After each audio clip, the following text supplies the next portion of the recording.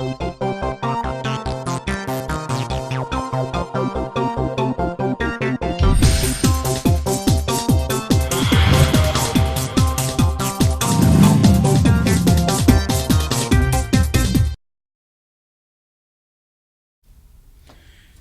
dia, boa tarde, boa noite aos internautas que nos acompanham neste programa Nanotecnologia do Avesso, hoje no seu número 387.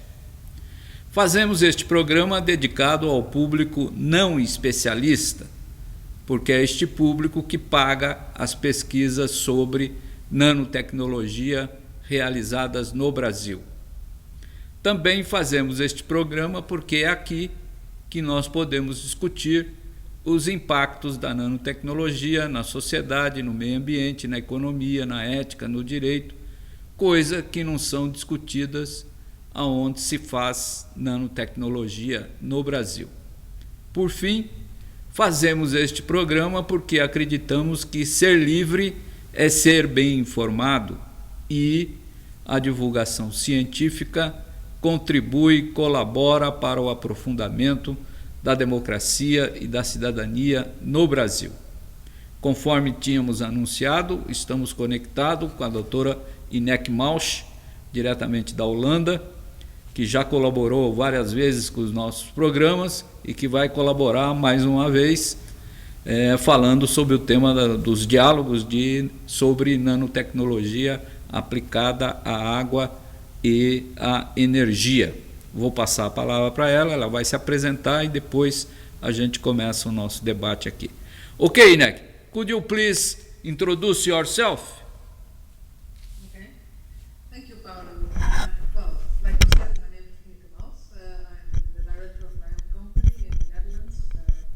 My company is called Nanotecnologia, and I'm interested in development of new technologies, especially nanotechnology, in the collaboration between not only researchers but also governments, industry, civil society and citizens. So because I think that it's better to engage all the stakeholders in discussions about what would be useful applications of nanotechnology for society. Okay, I put the first slide in the screen. Okay. Is the title of your presentation is in the screen. Okay, so today I will discuss how we can stimulate dialogue. Oi? I can hear myself. Yeah. Okay? You can continue. Okay.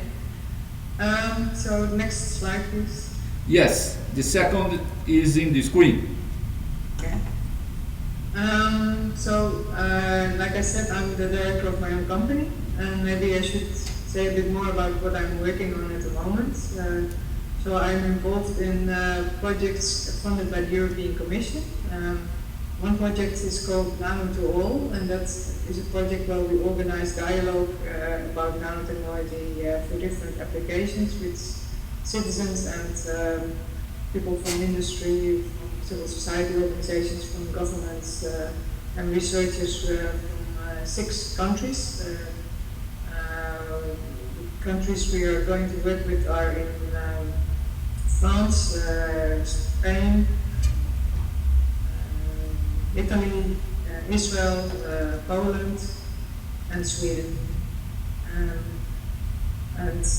We are going to organize these discussions this year. So maybe in another internet TV program I can say a bit more about what we are going to do there. Okay. Then another project is called SUN, Sustainable Nanotechnologies, and there we have developed a decision support tool for nanomaterials used in industry to make sure that they're developed in a more safe and sustainable manner. And SynEnergy is about synthetic biology. I've been involved in projects working with Latin American countries, including Brazil in the past. Well, my background is I graduated in physics and I have a PhD in philosophy. So I'm looking at nanotechnology from two different angles. Next, please. Okay, is in the screen. Yeah. So I would like to explain a bit why it's necessary to have dialogue on science and technology, and in particular about nanotechnology. Then I will give a bit of information about some international dialogues which are currently ongoing on nanotechnology. Then I will say a bit about what are the issues related to water and energy applications of new technologies which should be discussed. And then I will say a bit about a new platform which is called Delaware, Bridging Africa, Latin America and Europe in Water and Renewable Energy, where we had our kickoff meeting last December in Arusha in Tanzania, and where there may be opportunities for collaboration also with Brazil. Next, please. Okay. Yeah, you might say, well, science and technology is very technical, so it's something that mostly scientists know more about. So why is it important that also individual people like you and me and people working in civil society organizations and in other organizations who are not really experts in technology, why is it important that they also discuss science and technology, participate in dialogue? Well, it's important for people in industry who want to develop new technologies, because if they invest a lot of money in new technologies, then and they don't know what the consumers think about it, then they may invest a lot of money and then they find out that the consumers don't want to buy their products. So it's important for the industry to already discuss with consumer organizations or with individual consumers what they really want, and then to use this information to focus their investment in new science and technology. And also then they can find out that people really don't want something. Like in Europe there was a lot of controversy over genetically modified organisms in food, and that was sort of a case where the industry had really invested a lot of money and then there was no market for it. So for nanotechnology there is some interest also from the industrial side and from governments to find out what kind of products would be acceptable to consumers. Then there's also the democratic reasons. So in a democracy, citizens are expected to have a say in decisions that affect their interests. And of course, decisions on science and technology. So what are the priorities? Do we want to invest more money in applications of nanotechnology for water, or do we want to invest more in nanotechnologies for improving cars, or for developing cosmetics with nanomaterials? So these choices are also important to citizens, not only because then they can have different kinds of products, but also because some products may be beneficial to the environment and other products may be harmful to the environment. So it's important that everybody gets a chance to influence the decisions which are made on investment in science and technology. Do you think that is really that the industry is interested in dialogue or in have a debates with the civil society or something to improve the some law or something that put the possibility to the stakeholder or the consumers have an action more intensive about the subject? Well, some companies do. So it's not all companies. Some companies want to keep all their research and innovation secret until to sort of have an advantage on their competitors. But for other companies, they are more open, and so they sort of think, okay, it's not in our interest to put a lot of money in a product that nobody wants. So they do want to discuss with it, but it also depends on the sector. So, for instance, in food, I think it's very sensitive with, especially in Europe, people are very sensitive about what is put in the food. So companies, either they don't invest in any technologies because they are afraid that people don't really want it, or if they do, then they're a bit hesitant to talk about it because they don't really know how people will react to it. And in others, because some companies are really investing even their own money in dialogue or in consumer panels to try to find out what people would like, or and then use that information to influence their decisions on investment in science and technology. You was in a meeting here in Brazil last year, and Yes. you had the opportunity to talk about this kind of subject with the industry that was in that meeting, or not? Yes, there were several companies who were there, also researchers, people from governmental organizations. And you discuss with the companies about the governance or the Yes, stakeholder participation or like something? It was a bit diverse. So several companies were actually very well aware about the discussion about safety of nanomaterials, and they said they were also following the research which was going on and trying to adapt their products and try to find out if what was the state of the art of the regulations and if their products would really be in accordance with the new regulations and with the discussions about safety. But the others they didn't really know so much about it. So I think there might still be a role for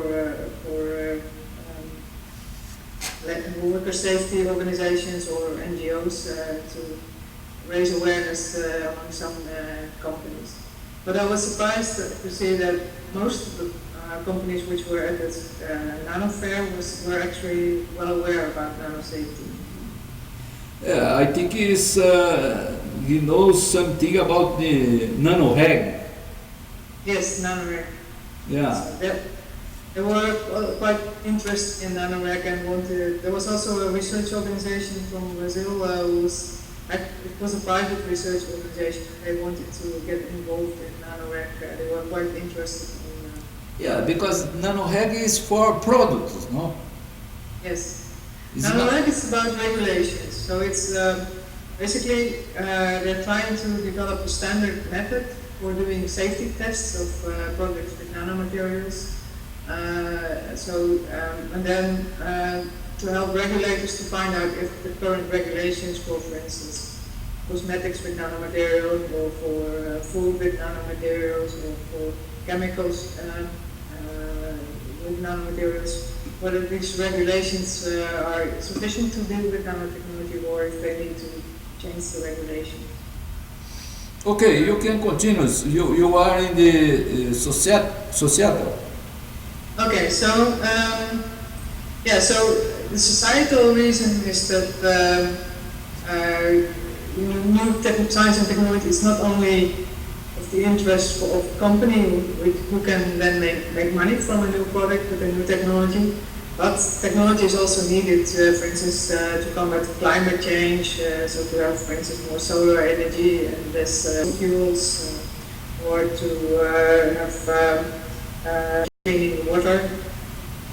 So there are a lot of big grand challenges, and most of those grand challenges are included in the United Nations Sustainable Development Agenda. So they have sort of developed 17 goals until 2030, and they're looking at how science and technology could contribute to, for instance, improving the quality of the access of all people in the whole world to clean water or to help to increase the health of people and to combat poverty and all those things.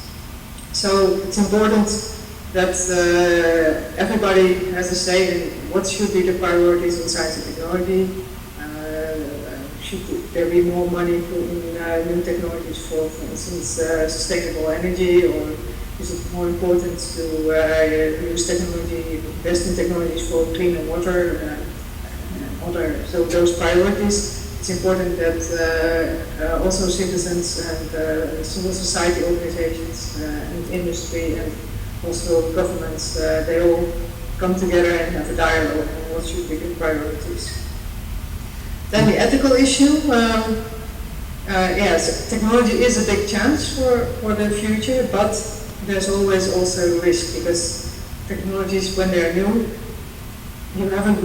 nobody has really experienced with what it means for society. So it might be that there are unforeseen risks for the environment or for people's health.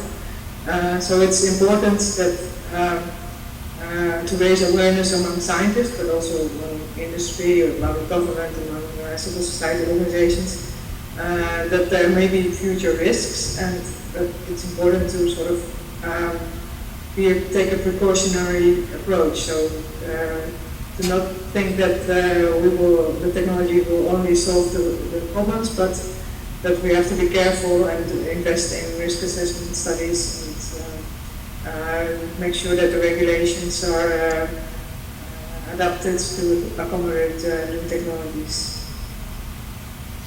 Yeah. So next slide. Yes, is in the screen.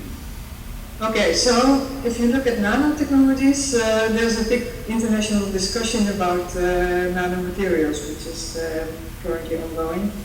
And the main problem is not that there is no dialogue, because there is a lot of dialogue, and there are different platforms where you have the governments coming together, and also industry, and also civil society organizations, and research organizations. But the problem is that it's a bit.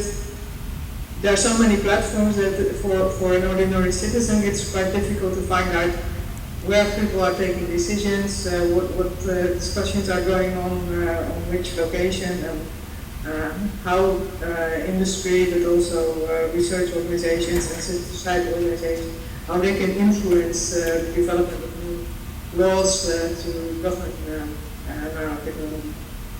So this is quite a complicated picture, but it's sort of, you don't really have to understand all of it, but it's sort of, the message is sort of that there is dialogue ongoing, but it's not very transparent for citizens to find out how to, or best to influence the decisions which are currently being taken. Next, please. Okay. So what I mentioned in the beginning already, I'm a member of the Nano2All project, which is a European project funded by the European Commission, which aims to stimulate responsible research and innovation and mutual learning in the field of nanotechnology. And it has 4 objectives. So to establish a European sustainable platform for dialogue about nanotechnology. Then we're going to perform training and dialogues in 6 different countries, which I mentioned already. And then to also engage the social actors with different levels of expertise. So we're going to engage citizens, but also policymakers and research funders, media. So journalists have a special role to play, because they're sort of playing a role in communicating about science and technology, but also about the ethical and social issues to the general public, to citizens. But at the same time, they also have a need to be informed about technology, to be able to decide what is factual information and what are opinions. Then civil society organizations we're going to work with, scientists of course, academia and industry. And then we are going to engage all these actors in the dialogue in different roles, and then at the end of the project there will be a roadmap, and we will ask all the participants to suggest recommendations and develop a roadmap. Yeah, you think that the roadmap is a good thing to use in this kind of the project, or this kind of to show how will be the things to do in the future? It can interpret the reality with this tool, the roadmap. Well, I think the dialogue itself is important to sort of. So the European Commission is investing in one project after another. So this is not the first project on dialogue on nanotechnology they're investing in, and there will be future projects also. So just getting people together to talk and to learn from each other and to discuss different possibilities for what kind of applications would be useful of nanotechnology. That is already sort of would be already an advantage from such a project. But of course, you know, policymakers always want to have something on paper, to have some conclusions which they can then take into account in their policymaker. And also, if you are participating in a dialogue, then you really want to know, okay, I'm going to spend time on this dialogue. It will cost me a day or sometimes even more than one day. And so who's going to use the results? So that's what's also why this roadmap is also useful. So you can see, okay, these are the conclusions from the dialogue, and this is going to be sent to these policymakers who are then going to take it into account in their decision-making process. So to sort of make it more transparent, who's going to do what with the results of the dialogue. So that's why a roadmap is useful, but at the same time, it's not the only thing that's useful. I mean, it's also the people who have been involved in there. Maybe they get some new creative ideas. They will try to start new projects together with people they met in the dialogue. So it may also have a lot of other benefits which are not so tangible like a roadmap. Yeah. Okay. I put the next. Okay. Stimulating dialogue. Yes. So now I'll move on to the United Nations level. Like I mentioned already, the United Nations in 2015, the United Nations General Assembly adopted the Sustainable Development Goals. So by 2030, they want to achieve, to combat poverty, and they have sort of put 17 goals which they want to achieve, like clean water, like sustainable energy, like improving healthcare, and several other ones, also improving education, engaging everybody in high quality education. So there's a broad range of goals, but at the same time they say, well, we're not going to just implement these goals by ourselves, and not even only by the member states of the United Nations, but we also want to engage civil society and citizens in dialogue. So they want to involve everybody in discussing how these goals can best be implemented, and also what should be the role of science and technology. So there is a platform which is sort of installed by the United Nations, where everybody is invited. And one of the discussion focuses is on the United Nations Technology Facilitation Mechanism and on the science and technology for sustainable development. So they're trying to have some focused and organized discussions how technology can be shared between developed countries like Europe, United States, and less developed countries or emerging economies. So how everybody in all countries of the world can benefit from the technology, and it's not just limited to citizens of richer countries. Okay. Next is in the screen. Yeah, so I already mentioned a bit the goal on clean water and sanitation. This is goal 6 of the United Nations Sustainable Development Goals. And we looked in a project where we were collaborating with partners from Brazil and other Latin American countries and European countries on what could nanotechnology contribute to clean water. And well, the point is nanotechnology is a very new technology, and of course there are already technologies for cleaning water, but these existing technologies cannot solve everything. So, especially to remove arsenic and fluoride from groundwater, that's a big challenge for existing technologies. So nanotechnology might be very suitable to remove arsenic and fluoride from groundwater. So there it could have some added value to develop this technology. It could also be useful for remediation of effluents from mineral mining, because mineral mining is a very polluting activity, and there are very big problems, especially in Latin American countries and also in African countries where there is a big mining sector. So there's an opportunity that nanotechnology could help to remove those effluents from the water and make sure that people who live around the mines can also have clean water to drink. And it can also play a role in desalination of seawater. And that's especially if you are living near the coast and you don't have very reliable river or groundwater, then this might be a useful application. At the moment, desalination of seawater takes a lot of energy, so nanotechnology has the promise that in the future it might help to desalinate seawater with less use of energy. And desalination now is very high price or high cost to produce or no?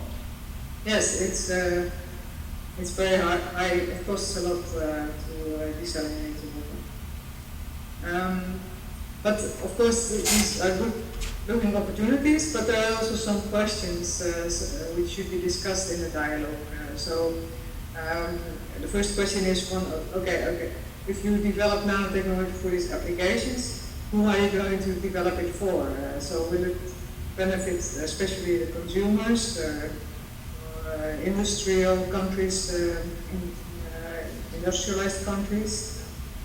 Or will it also be useful for people who lack access to safe drinking water in remote regions in Brazil, for instance? Yeah, I think it is a serious problem because you don't live without water.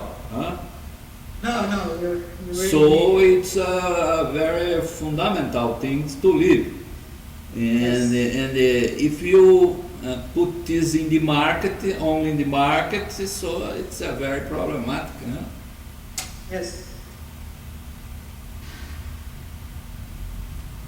The second is non-environment impacts.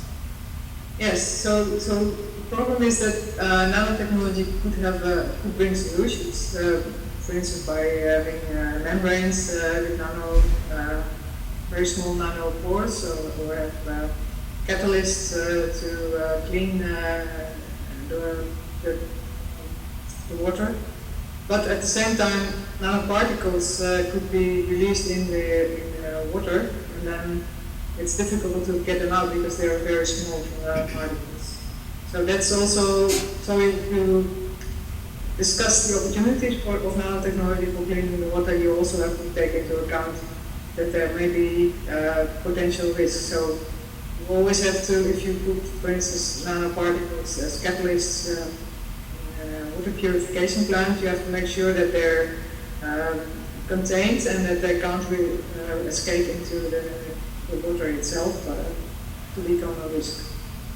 Yeah. The next? Yes? Yes. Okay, so then moving to energy. So that's the seventh sustainable development goal, to have access to affordable and clean energy for everybody in the world. And again, nanotechnology has something to contribute there. So there's research going on in Brazil, but also in Europe and in other Latin American countries than Brazil, on developing cheaper and more efficient materials for solar energy. Nanotechnologies could be used for hydrogen storage and fuel cells, for instance, for your car batteries. Can also be used in other kinds of batteries, which are then lighter, have a longer duration, or charging and decharging quicker. Nanotechnology could be used in coatings and catalysts for more efficient combustion. So, and you don't develop an alternative to fossil fuels, but you can make the fossil fuel use more environmentally friendly. So it's a little bit, and of course, nanomaterials can be used for energy saving. So that's also, if you have to use less energy, then it's also always better producing more energy in a clean way. But there are also some questions you can ask. In the Netherlands in 2010, there was a survey among citizens, and said, yeah, well, if you have used nanotechnology to produce cleaner and cheaper energy, then we will probably use more energy, because then we will have more mobile phones or other gadgets which use energy. Maybe we will have nanotechnology in our clothes, and then we will have all kinds of energy using gadgets in our clothes. So probably if you have new technologies which can use cleaner energy, you might at the end pollute the environment more, because you use more energy with these devices. So more than half of the people thought that they would probably use more energy if they could have cleaner and cheaper energy sources. Yeah. And then there's also environmental movements like Friends of the Earth. They said, well, you can have, for instance, solar energy. You could probably have photovoltaic solar panels, but you also have to think about where you get the materials you put in the solar panels. So where are they mined? Is it rare materials which and how are they produced? Do they pollute the environment in the mining region? So you have to consider the energy and resources balance over the whole life cycle. What happens when these panels are broken down? How will they be impacted in the waste processing? And you also have to investigate environmental health and safety aspect of the production of these renewable energies, technologies.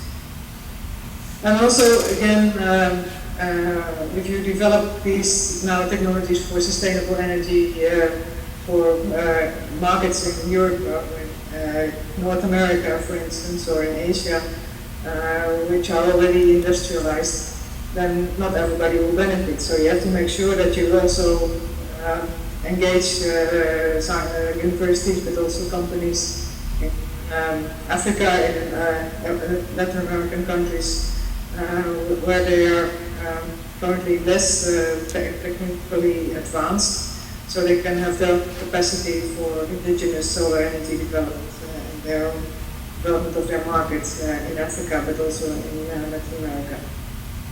So these are some of the issues discussed on the promising prospect of nanotechnology for sustainable energy. Yes, the next is Okay. 11 or 12? Yes. So then there's the Delaware platform. So when we were in Curitiba in 2015, we decided to start a new platform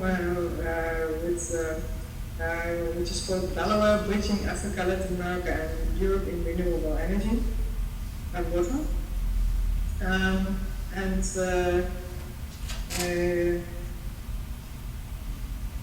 this sort of looked at how to continue, develop new projects to actually not only make a roadmap for using nanotechnology for instance, cleaning the water or for renewable energy, but also to start new projects with partners from Latin America, from Brazil, from Africa, from Europe to develop this. And last December, like I said, we had our kickoff meeting in Tanzania. And when I was just walking around in a sort of touristic market, I found a small shop where they sold nano-filtered water. So it was actually this bottle I'm holding in my hand here. I saw the shopkeeper, he purified the water with this small device, and then he sold me this bottle of nano-filtered water. And the advantage was that it the nanofilter removed the fluoride from the water that was used, to make it safer than the water which comes from the tap in the local in Arusha, in the town where I was. So you can see that nanotechnology is already present in the market, even if it's only on a small scale, so it's not enough to purify the water of a whole city, but for individual households, it can be a solution already. So this is sort of already an example of how practical nanotechnology can actually be. We're hoping that this will be the start of a new project where we will develop this technology further and maybe benefit more people at the local level. So next. Next, 12.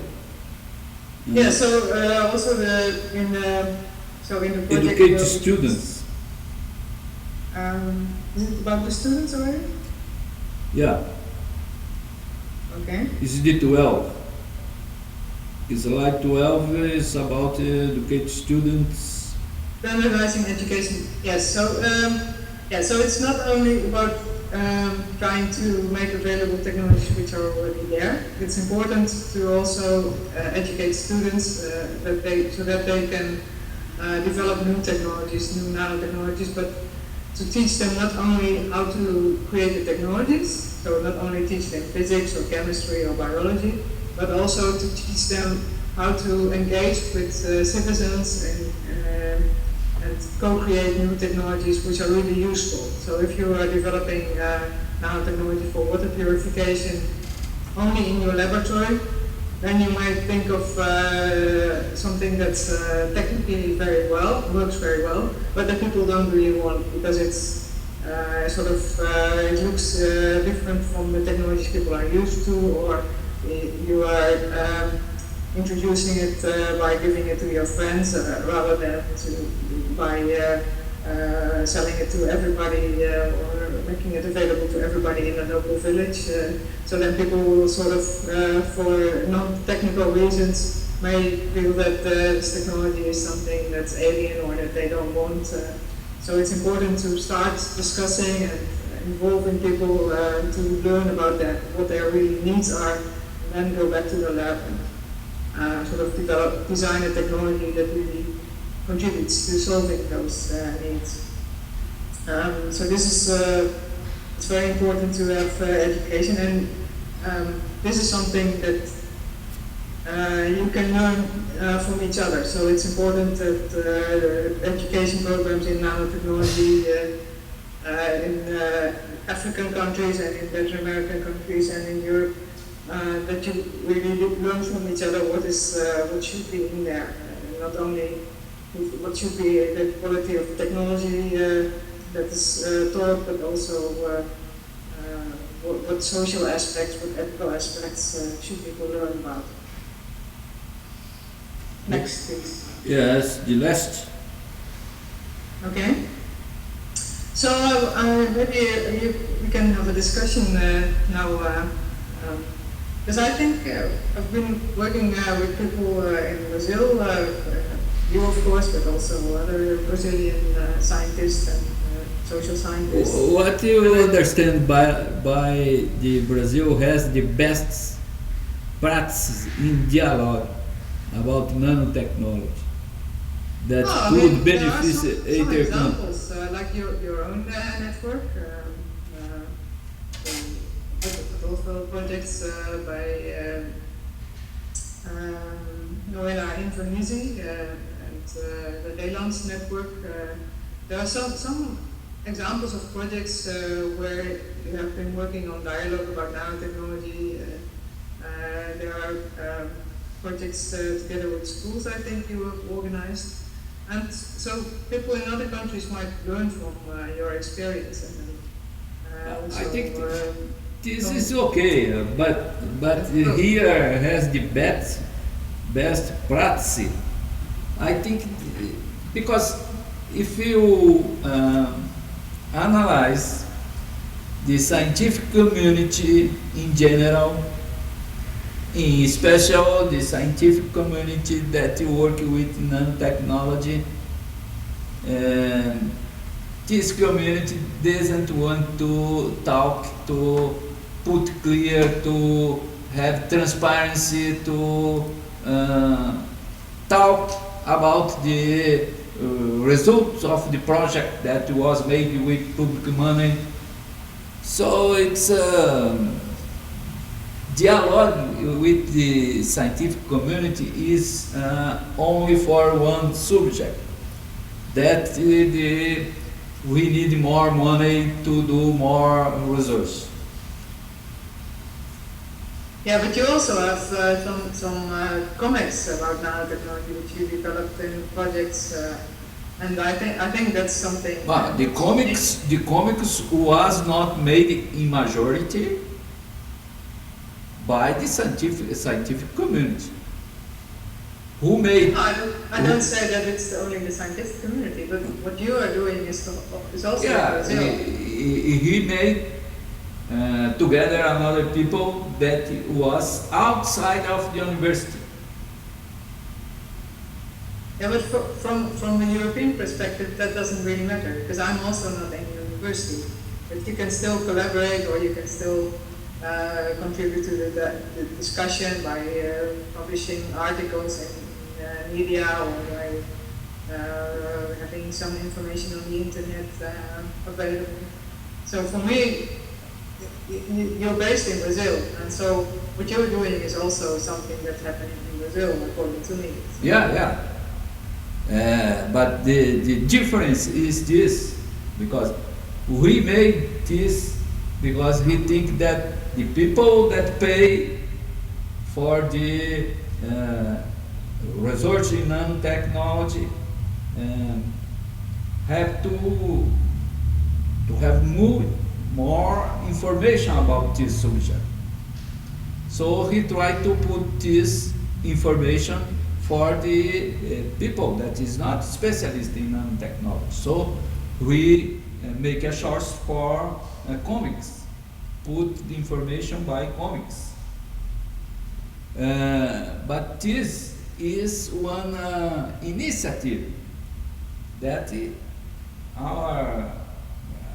my initiative with our colleagues, but it's not an initiative that is very, very common with the people that make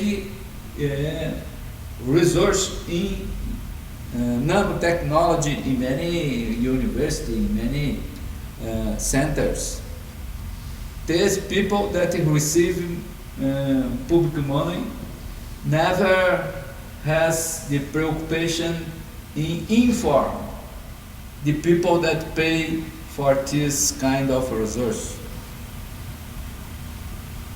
So it is my observation about has the best practice of dialogue. There is no formal dialogue between the scientific community that work with nanotechnology and the people, general people that pay for the research. The second, participation in international platform is the best way to stimulate mutual learning about responsible research and innovation in nanotechnology. This I think is real, because here in Brazil, people that do nanotechnology is not very important for these people. This kind of subject, responsible research in innovation and innovation in nanotechnology. This is not problem for this kind of people. No, I think it's important to learn from each other. So. Yes, I think it is important. We tried many times ago to start a process of the regulation in nanotechnology, and there is no possibility to continue, because many people from scientific area, they have the conception that we only have to discuss with the people that understand of nanotechnology. So people that understand of nanotechnology is another scientist. If you are not scientist, or if you don't belong the network of the development of nanotechnology, research in nanotechnology, you don't understand of nanotechnology. So you cannot participate of this group of the regulation. Yeah, but you do know about what are the problems. So, for instance,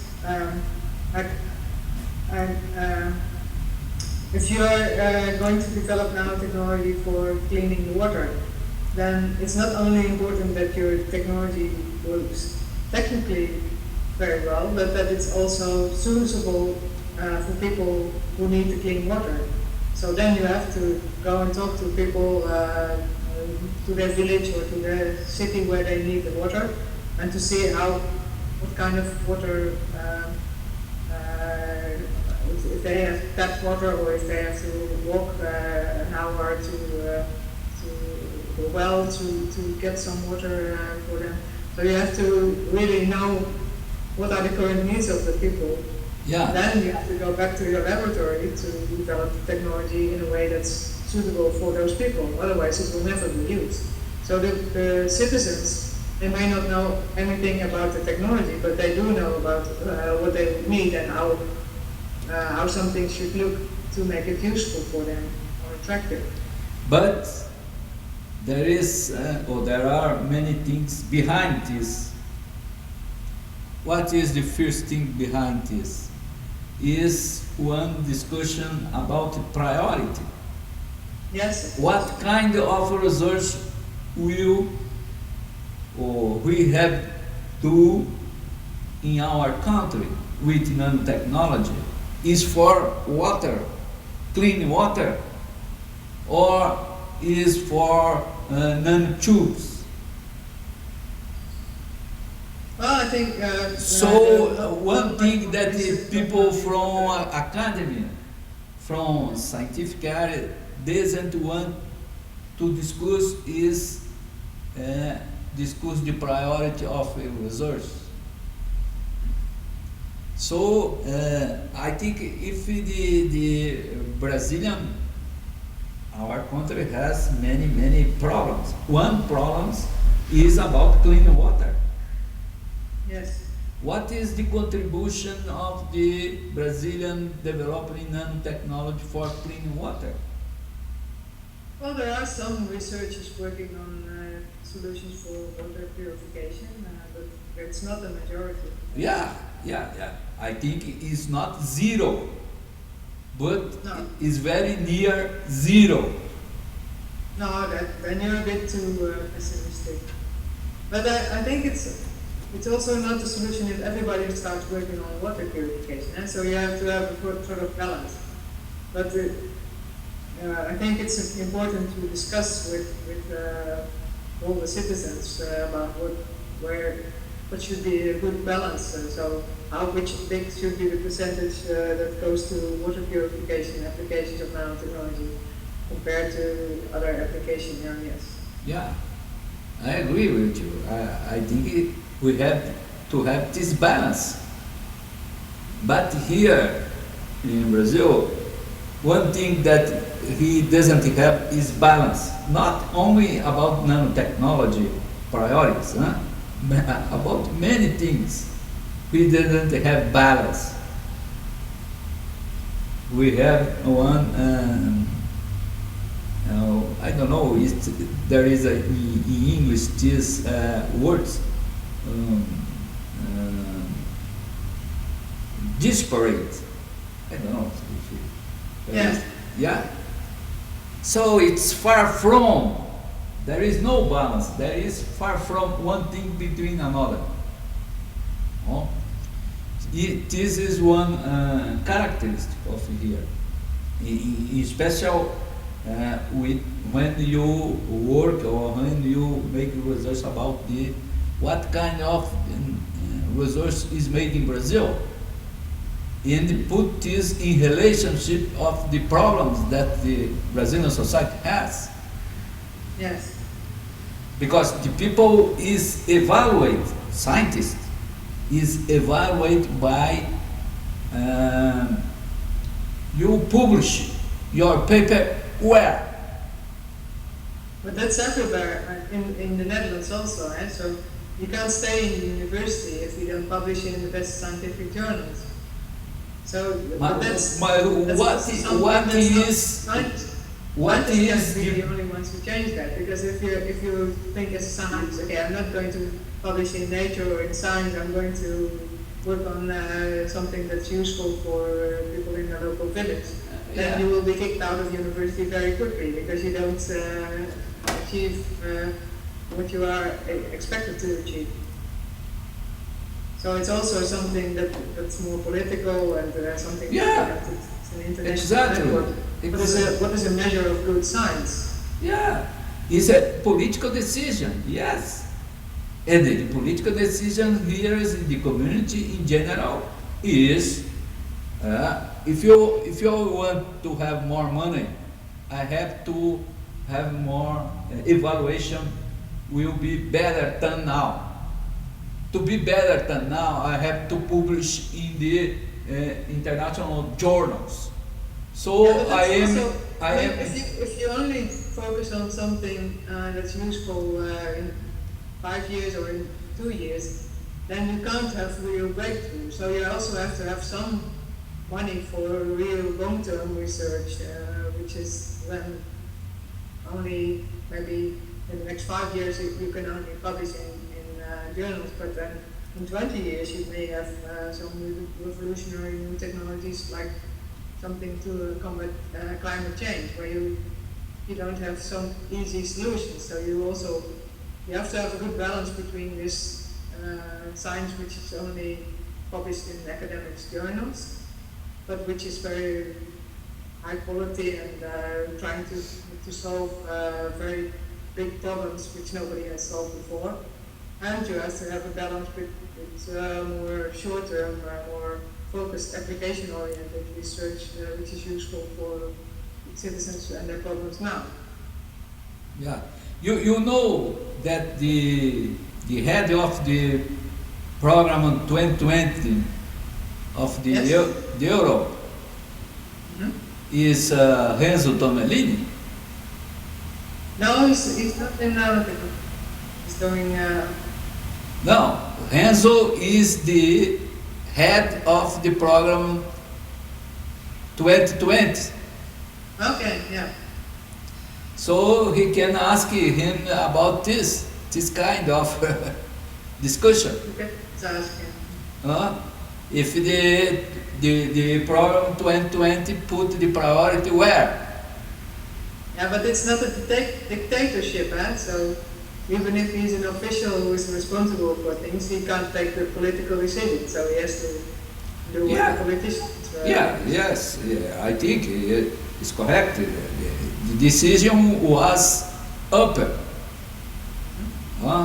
So he had to put in practice what was the political decision. And I am not a specialist in European Program 2020. So I would like to ask to Renzo, what is the priority? Where to put the money? The public European money is put in 2020 to produce what kind of knowledge? They have a lot of information about the priorities on the internet, and also they evaluate very often. So. And this project that you are is inside the 2020? Yes, the project Nanotecnologia is funded from the Horizon 2020 program. And how much money is this project? It's €1 million. €1 million for 4 years, 5 years. 3.5 years. So it's not so much. Yeah, it's not so. No. Okay, Inek, I think it was a very good presentation, and he had some discussion about this kind of discussion in the end. You put in the end, and I think he will have more opportunity. The next opportunity, I think, is May 22. Yes. Okay. I will be there. Yeah, he can continue this about the development of the nanotechnology in Italy, in Europe. That the project is belong to this kind of project, European 2020. Yes. Okay. Thank you so much. Thank you. Bye bye. Bye bye.